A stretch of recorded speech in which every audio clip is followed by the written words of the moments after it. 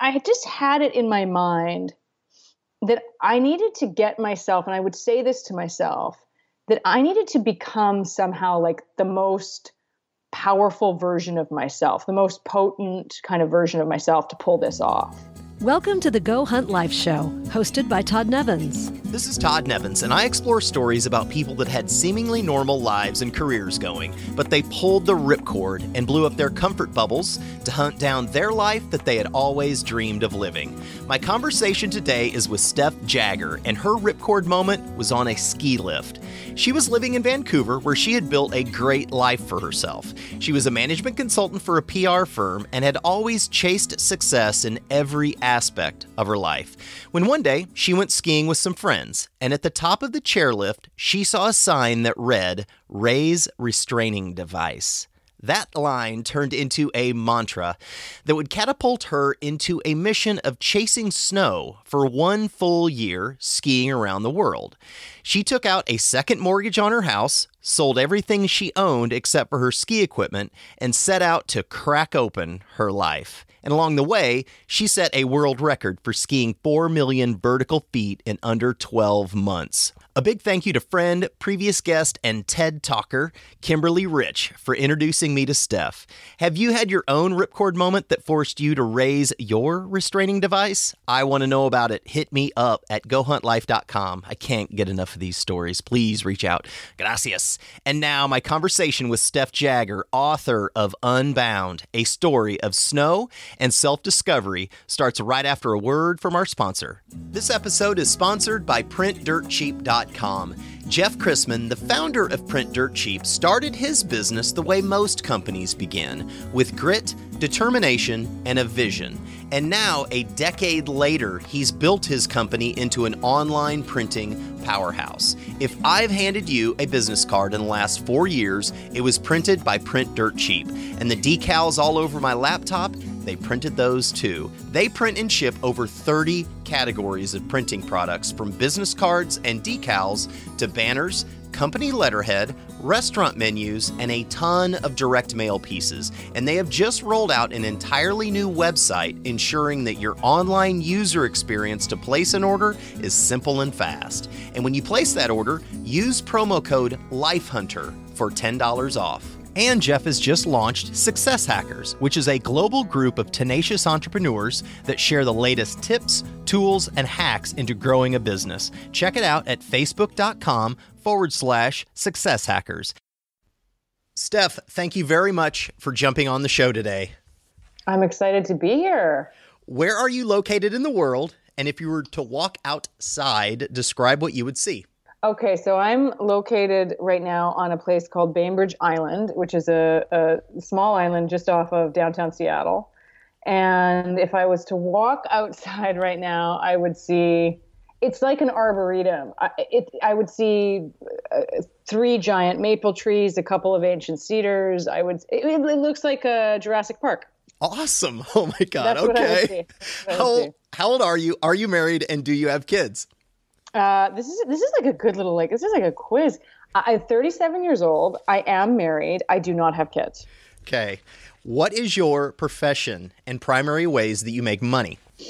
So the profession that I have and primary ways that I make money are, there's multiple different avenues and kind of streams that I have. I think probably like a lot of businesses. Part of the way I make money is by being a life coach, and I have one-on-one clients. I also have different programs that I run. So that's one avenue. The other is writing. I'm an author. I've got 1 memoir out. I'm working kind of sloppily right now on a second. And the third is that I do a fair bit of speaking. You know, when you've got, it seems that that's the way it is these days. When you've got books out in the world, people kind of want you to speak as well, which is part of the game. That is true. All right. Well, take me back, though. Let's go backwards. Because you were not always a life coach, writer, and speaker. Take me back to your corporate life, real job. And through my research, is that back to 2010 or when? It would be a little bit earlier than that. So, but I left in 2010. So prior to that, I was working in Vancouver, British Columbia, a beautiful city up in Canada, where I was raised. And I was in essentially consulting-based work for sales, marketing, and PR. And it was, I enjoyed it. I mean, there's elements of my job now that I do that have everything to do with communication, and elements of the work that I was doing then that had everything to do with communication. So that's kind of the thread that runs through. But essentially, it was good and it wasn't great. And I believe in great and even better than great. So it didn't feel like, I didn't feel fully satisfied by the work that I was doing in that realm. What would have been the risk if you would have kept going? Well, I would have burned out. I was probably already burned out. There was a risk. You know what's interesting? There probably, other than like burnout and dissatisfaction and living kind of maybe kind of not fulfilling purpose, kind of settling in life, there wasn't any risk. It was the opposite. There was a lot of security. All right. Where we are going is that you didn't just quit that job and become a life coach, writer, speaker. You quit to chase snow, chase winters for 1 year across 5 continents. And on the way, you set a world record for skiing 4 million vertical feet in 1 year. So when did the thought start of you doing something completely and totally different? Well, I was in Vancouver working. I took a day off in the middle of the week and went skiing. I've always been a skier. I went skiing up at Whistler with a handful of, which is a beautiful place, with a handful of friends. And I was on the chairlift skiing that day, and we were having a blast. It was just one of those kind of epically perfect days. And we were having a blast, and I was sitting on the chairlift, and I kind of blurted out, like, wouldn't it be great to like do this for a year? Like, and everybody kind of laughed and you've got a job, Jagger, what are you going to do about your mortgage? This is the stupidest thing I've ever heard. You're not even that good of a skier, lots of different kind of banter. and I was like, right. Yeah, that's true. There's all those things. And then we got to the top of the chairlift, and there was a blue tin sign. It's on every chairlift. I'd seen it hundreds of times before.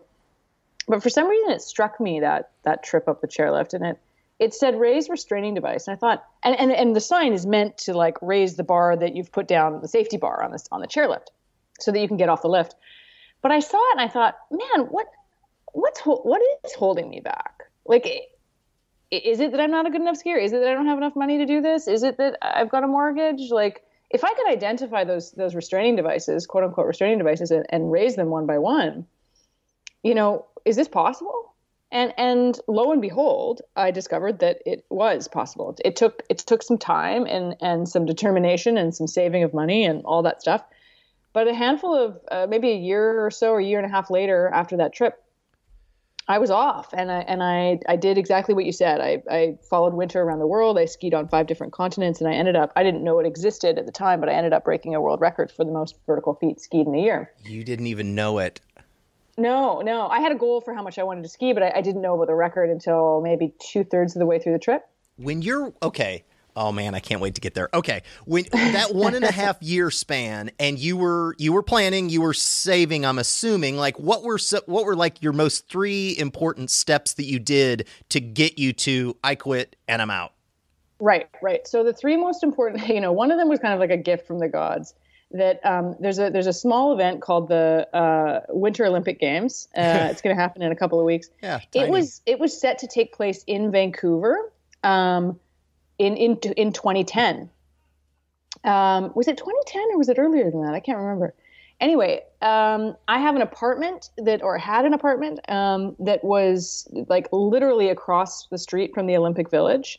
And so one of the blessings was that I rented that out for the Olympic Games, and it was major money, huge money. It was ridiculous,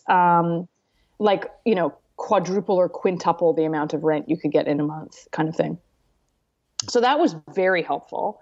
I think the other things, I've always been pretty good when I put my mind to it at squirreling money away, like. I don't need to buy that. I can go without coffee over here. I've been pretty good at that. The other thing that I did was that obviously if I gave up my apartment to rent out during the Winter Olympic Games, I didn't have a place to live. So I moved back home. I'm really fortunate to have a great set of parents that still have the big old house because they're used to their kids kind of coming back and forth when we were all in our 20s. And so that was really great because I was able to not only save money for the Winter Olympic Games, but after that, I rented my apartment out so that I could continue to save money. That was a big one. So those two things alone were pretty gigantic. The other thing I did preparation-wise, which probably doesn't have to do with money so much, was physical prep. Like, I'm not a professional athlete, I was working a desk job, so I had to get myself in good enough shape to at least begin the journey. And then I knew that once I began the journey, then I'd be like skiing myself into shape every day. But I had to get in good enough shape to kind of hold myself up for, a couple of months on the road and that type of thing.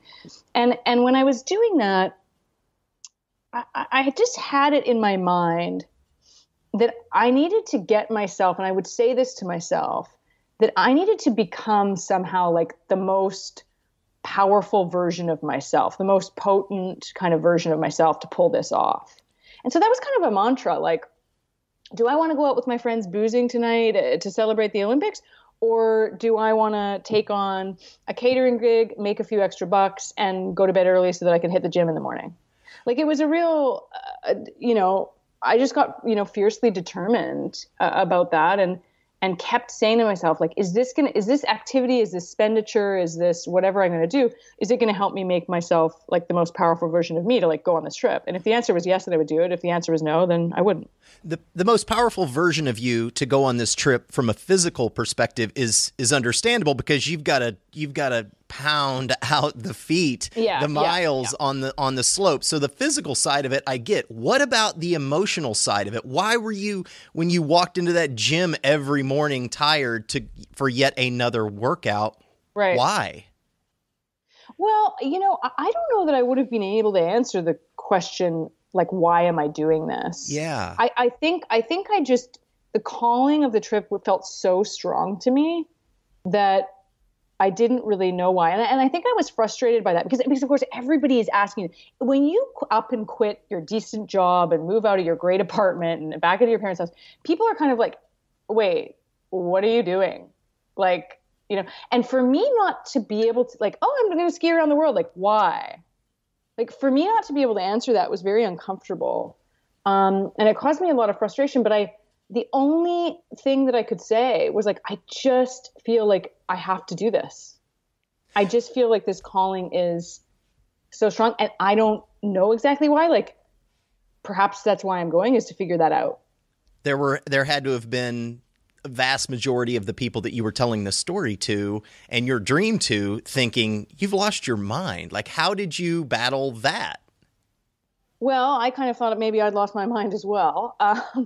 There was one person who I met along this journey. This is classic hero's journey stuff. I don't know if you're a fan of Joseph Campbell and his work, but yes. Essentially what happens is, like, you're called to adventure, you accept the adventure, you waver back and forth. Oh my gosh, I don't know if what am I doing here, et cetera.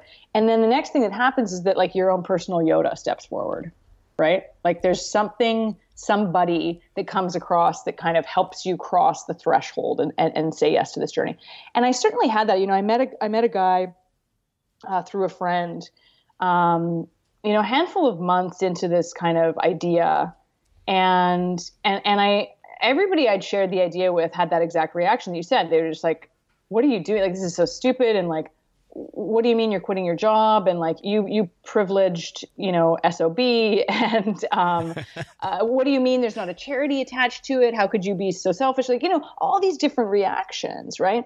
And so I was nervous to tell yet another person, but I thought, I'm just going to tell this guy. So I told him, and we were on the chairlift, we were skiing, and he turned to me and he said, well, of course, that sounds like the most brilliant idea I've ever heard. And it was just such common sense to him that I would do this, that I kind of thought, right, like, what if that was my reaction? And it gave me, I can feel shivers even as we're talking about it. It gave me every bit of permission that I think I needed in that moment.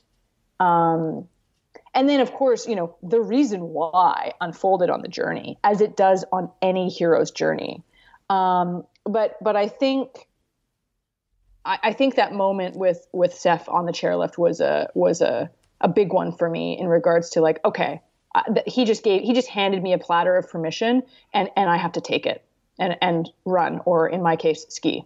Beautiful. All right. You get from that chairlift to starting. You quit your job, you pull the ripcord, and you're off on your journey. Where did you go first? So I flew into Santiago, Chile, and I spent the first 6 weeks or so of my trip kind of skiing up and down through Patagonia, up and down through Chile and Argentina.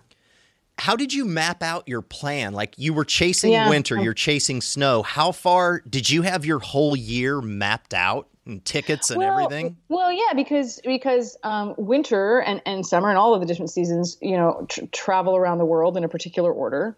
And so first of all, also the tickets to fly around the world. You have to, the way that those usually work is that you have to circumnavigate in one direction. So I knew, okay, I either have to start the trip in the southern hemisphere or the northern hemisphere and end the trip in the opposite hemisphere. So basically the question was, do I want to begin the trip at home and circumnavigate the world in that direction, heading east? Or do I want to start the trip away from home in the southern hemisphere and circumnavigate in that direction? And so I chose to end the trip at home. I thought, I'm going to be tired. I'm going to want comfort. I want to end in Whistler, where this all began. And so I chose Argentina and then circumnavigated in that direction. So it went from Chile and Argentina to New Zealand, and that was the kind of the southern hemisphere season. And then from New Zealand, by the time that swung around, it was almost time to do winter in the northern hemisphere. So I hit up Japan and then went to Europe and then back to North America. So it was, that was a pretty easy visual to kind of like, yep, I've got the route.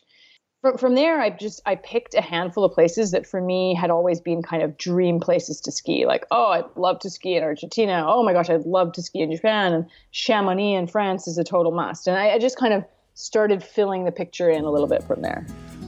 Support for this podcast and the following message comes from Click Placement, a digital agency designing Google AdWords and pay-per-click marketing strategies for startups, small businesses, and even people building a side hustle. Hit up clickplacement.com to start a conversation. If you would like to personally support the Go Hunt Life podcast, go to patreon.com/Go Hunt Life to make a donation. So there is a honeymoon phase of big decisions like this, and you land and you're in Santiago, Chile, and it all is awesome, and you do the first run. Talk to me about like the 150th run, like months in, and when did it become like, this is my real life? Like, I can't believe this. Well, it became I think I kind of always thought, this is my real life. I can't believe this, that just this kind of, this is awesome. I'm pumped. I'm present. I'm soaking this up. I think I did a pretty good job of that the whole way along. And I'd done a lot of traveling before and was familiar with what it felt like to kind of be on the road for a month at a time or whatever. I think the rubber hit the road. I think it got really hard for me. Like, the honeymoon phase ended when I was in New Zealand. New Zealand is a stunningly beautiful country. I arrived just after the Christchurch earthquakes, which really had no pun intended, really shaken up the country and specifically the South Island. And so people were a little kind of shattered from that, and in the process of cleaning up all the damage. And it was springtime, and the weather was it was still the tail end of winter, but it was, driving on windy dirt roads with a gazillion sheep trying to cross them at the same time. And New Zealand was exhausting for me. How did you, I mean, when the rubber hit the road there, why did you continue going other than you had your plane tickets purchased, which is not enough of a reason? What kept you going through those moments? A couple of things. I'm a Capricorn, so I'm a goat by trade. I'm very headstrong, and I'm very stubborn. And I think this served me well, and I think it also served to kind of like eventually break me down. There was my pride and sense of will and resiliency, like that wasn't going to let me give up. Like I just people always ask me, when did you want to give up? And my answer is always like, never. Never. Because I that's just not in my DNA. Like if I start something, I finish something. Like that's just, I don't know, a plate of pasta, a trip around the world. Like if I start it, I finish it. So that's just, it's just really part of who I am. Now that was the physical journey. Like I knew I was committed to that. The emotional and spiritual journey that had begun to unfold, that I didn't know, that was the why I was on the trip, was this real self-learning. I wasn't sure if I could do that trip, if I could finish that trip. I knew I was going to make it to the finish line, but I didn't know who I was going to be when I got there. Who did you start turning into? Well, I think more of myself. I think for a very, very long time, I kind of pushed the feminine in me to the side and really kind of labeled that as, I don't want that in my life, and it's weak and it's vulnerable and it's emotional and all those things. And I really kind of modeled myself after a kind of traditionally masculine ideal of success. And that was all my life. Hence the reason I chose to ski around the world. Like I'm a woman who did the most dude trip, in the world. It's like, what woman, does that? So I really just started to discover, that's in fact what I had been doing. And that there was this whole other side of me and this whole other essence of my personality that really I'd been kind of suffocating for many years. And was it possible for me to start to kind of bring that forward a little bit more and balance myself off as a person and a human being? And that was really the reason that I did the trip, I think, in the end, was to find this kind of beautiful balance point of my authentic self, of who I am in the world as a woman that incorporates both masculine ideals and feminine ideals and the whole kind of, the yin and yang of a person. Was there a defining moment during the trip when you felt like that clicked? Well, there was a defining moment when I felt like, oh my gosh, this is actually what I'm here to do. That was probably in New Zealand, and then in Bali, I took a break between seasons for a couple of weeks in Indonesia. So the realization that this is what's actually unfolding that happened then. I think it didn't kind of, when you're trying on, when you've been pushing your authentic self away for a while, then you go to try things on again. It doesn't happen overnight. It's not like you just slip the leather jacket on and you're like, that's the one.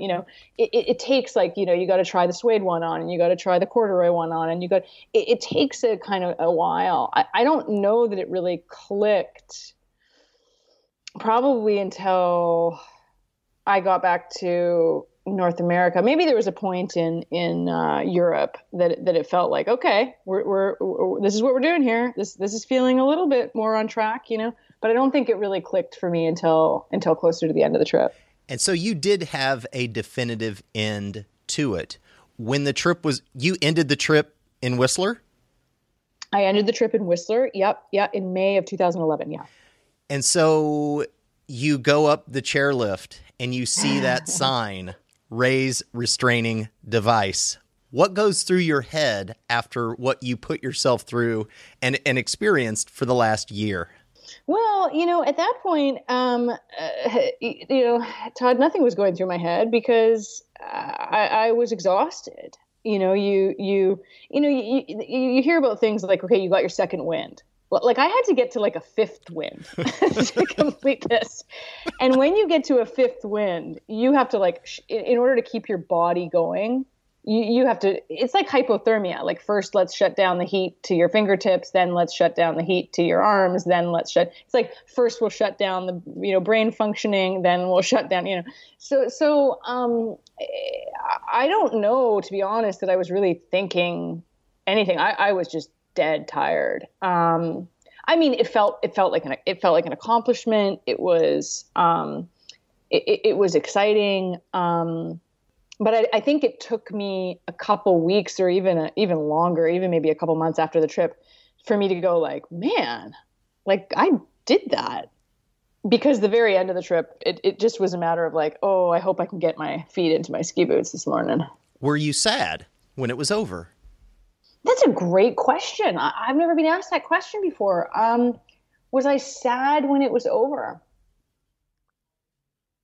I don't think I would describe it as sad, but as I'm reflecting back, I think there was a kind of melancholy, a kind of maybe a bit of sadness mixed with like what's next or what does this all mean? I think I was asking, what does this all mean?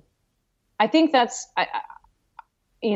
I think that's probably what I was asking. I was curious and I was kind of melancholy of like, okay, so I did that. So what does that mean? And of course, the writing of the book helped me really clarify, what all that was. When you did you sink back into your old life, and did you move back into your condo? That's a great, yeah. No, so this was actually, I think, both a blessing and a curse. What happened was I actually moved to San Diego. So spoiler alert, there's a man who I met when I was on the trip. I won't say who he is, or you can learn that part, but that I met on the trip that I thought, we're going to give this a go. And so I ended up saying, well, why don't I'm going to need to recover. So instead of going to Vancouver and trying to live with my parents and slip back into the old life and all that stuff, why don't I head down to San Diego and at least spend the summer there? And the summer turned into 7 years, and then we got married, and then we've moved down to just outside of Seattle. And it was a blessing because, when you do a big thing like this and you're searching for like, what's the meaning? I think if I had gone back to kind of my old life and lived with my parents and tried to get a job in whatever arena I was going to try and get a job in, I think it would have been really easy just to kind of slip back into the old me and let whatever I had learned not sink in and grow into a solidified knowledge of self. Agreed. And completely. Yeah, that's a real tough thing. People talk about culture shock, when you come back from a culture.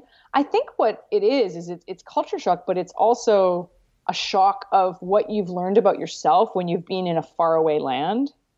And I think what you're doing is grappling with like, am I going to keep that learning or am I not? And that's a really hard thing to do when you go back to like your hometown, with everybody who hasn't seen not only the places that you've been, but who you've been in those places.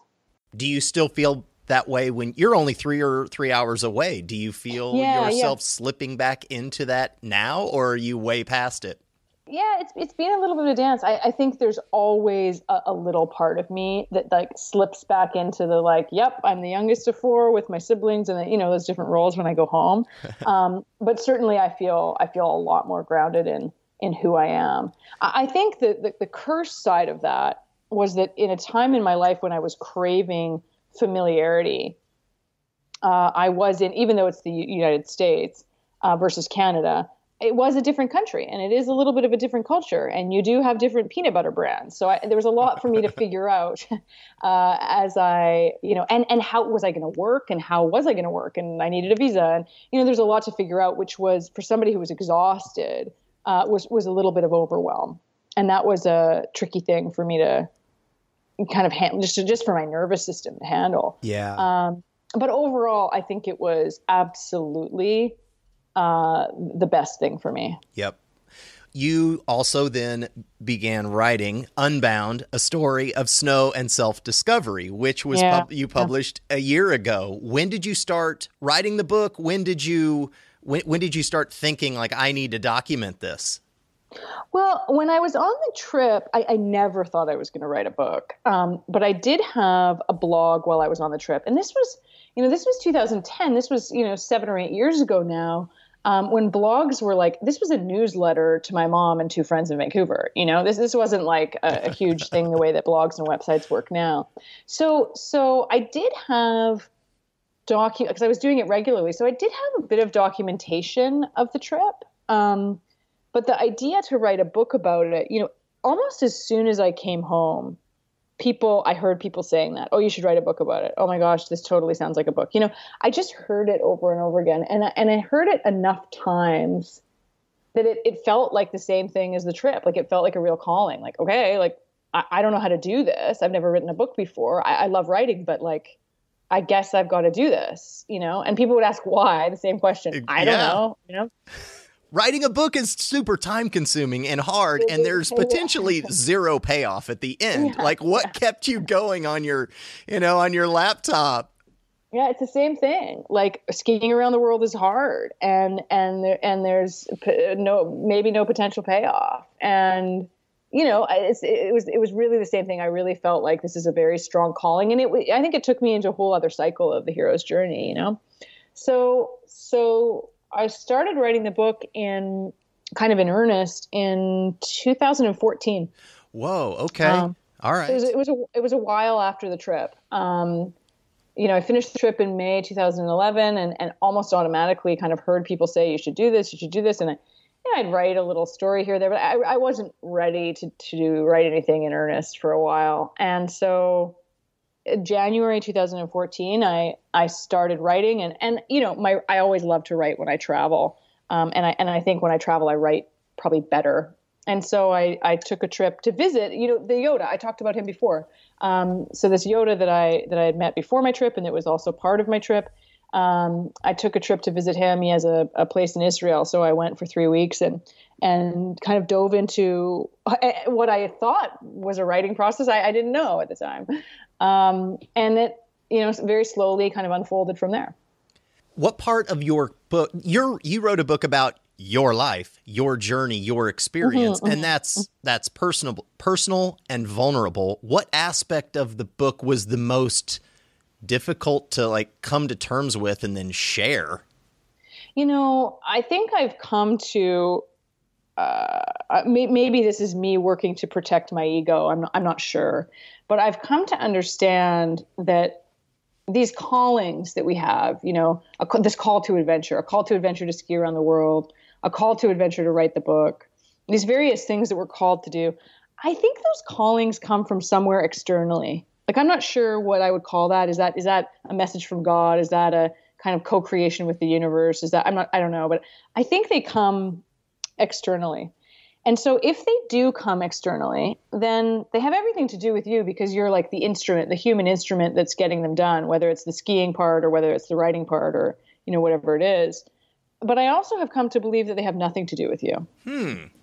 Interesting. And yeah, so I think of the book in particular as having everything to do with me because it's got my name on it and I sat down for hours and wrote it and it's about a ski trip that I took, but also nothing to do with me and everything to do with, as soon as it gets transferred over into the reader's hands, it's their story. It's whatever they want to make of it. So, in all honesty, was there sections that were a little bit more difficult to write, maybe a little bit more emotional to write? Sure. Was there anything that I felt like, oh my gosh, if I share this, are people going to think that? No. I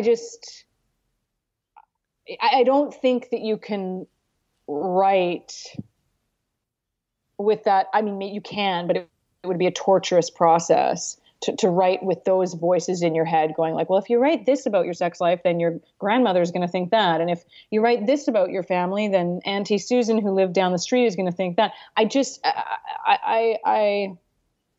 I've thought that there's just kind of no place in my own writing for those voices. And so I don't know how other than continually saying to myself, this is everything to do with me and nothing to do with me. Well, the book is titled Unbound, so you couldn't have gone into writing it bound up with filters of what if. Exactly. Yeah, exactly. And you've turned into, or you've transitioned into an executive coach over the years. So you are now, you're a Yoda to people through your book, through your clients, through your friends. I can clearly see that and feel that. How does that funny. Feel? You're on the other side, that the person that's like, of course, that sounds like a great idea. Now you're the Yoda. How does that feel? Well, it's really funny. I laugh so hard. I've never thought about it like that. Like, yeah, you graduated to Yoda level or whatever. But that's pretty sweet. Because I feel like there's so much more growth and so much more expansion and learning and curiosity that I have. I think here's how I feel is like everybody. I think deep down when you get quiet enough, you know what you're supposed to be doing in the world, and there's fear around that, and it takes a lot of courage to muster up to like bust through some of those things and actually kind of go into the world and make those callings, turn those callings into tangible action. But I think when you get quiet enough, everybody can hear those voices. Everybody knows, the right path for them, the right answer for them. And so I think of my work as a coach as really helping people to hear that and to say yes to whatever that is. I really am careful to not tell them like, oh, this is the road. Like this is like, in essence, I don't want to go to like, I don't want to be your guru. I don't want to say this is the way of living life.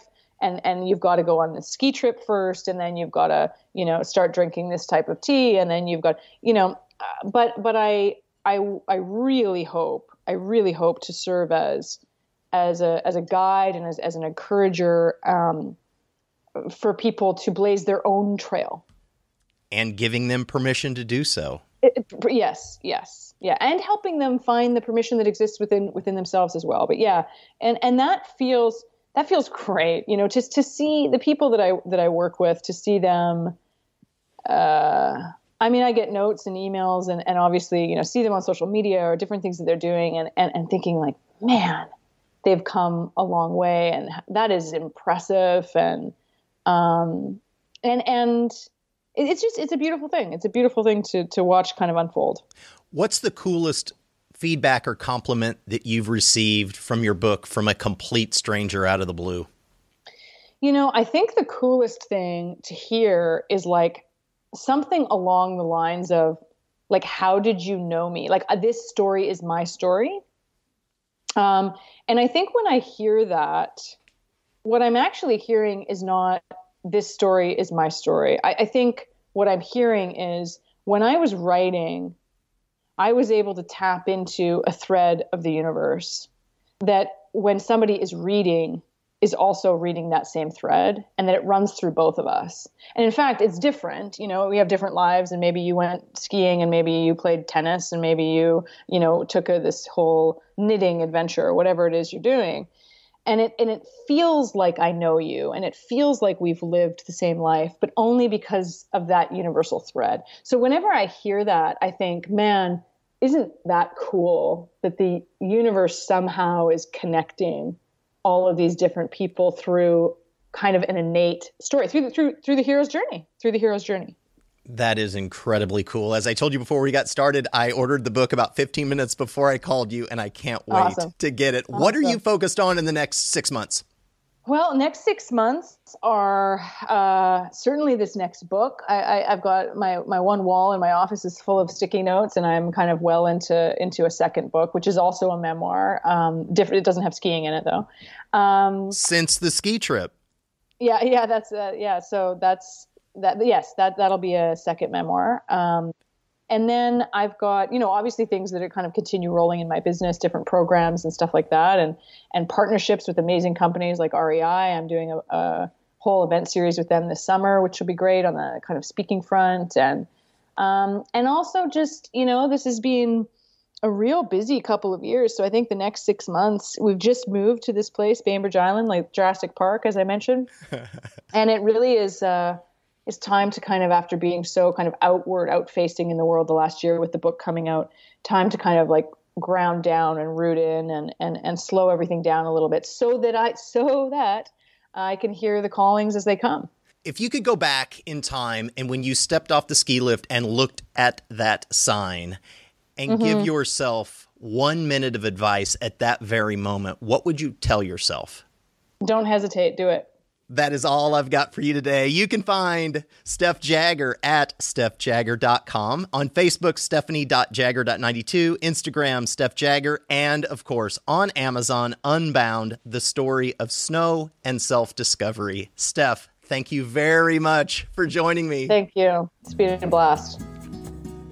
Don't forget to hit up the online printing rockstars at printdirtcheap.com and use promo code LifeHunter for $10 off. Hey, Life Hunters, thank you for listening to this episode of Go Hunt Life. If you like the show and would like to support it, go to iTunes and do this. Subscribe to the show, leave a rating, and review it. It helps, and thank you. If you or someone that you know has quit their normal life to follow their dreams, I would love an introduction and maybe interview them on the show. You can find me at GoHuntLife.com and also on Facebook, Twitter, Instagram, and Pinterest at GoHuntLife. Until next time, stay weird, dare greatly, and ripcord out.